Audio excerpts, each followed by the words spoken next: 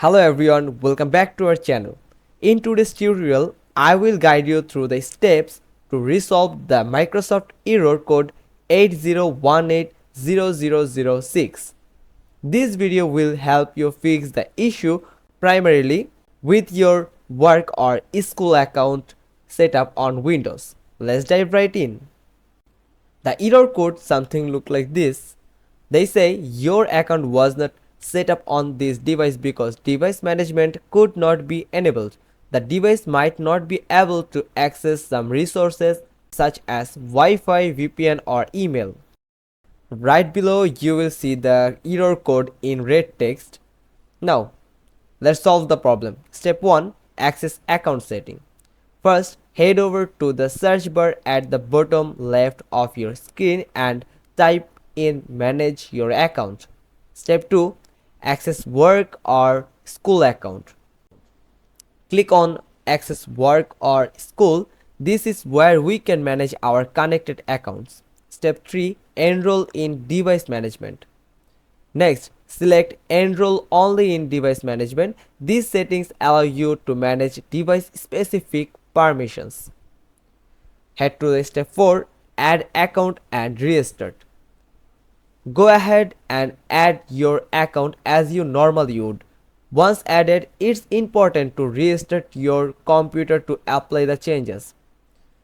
A simple restart can solve a vital problem of your PC. Now, step 5. Company portal registration.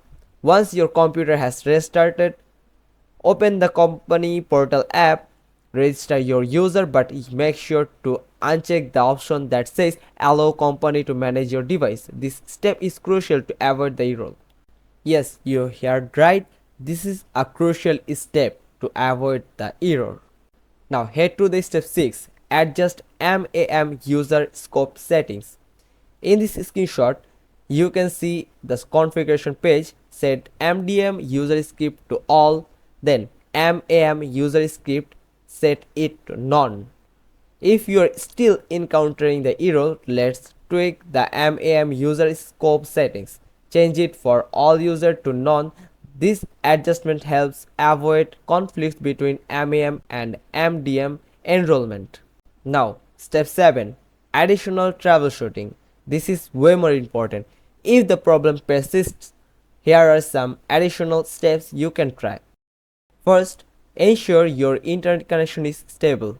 Second, update the company portal app to the latest version. Then, clear the app cache or consider reinstalling it. Now, reboot your device one more time. Make sure your Windows operating system is up to date. Follow this step and hope your problem will be solved. If you found this video helpful, then give us a thumbs up. Don't forget to subscribe and click on the bell icon. We will get back to you soon with another informative video. Till then, goodbye.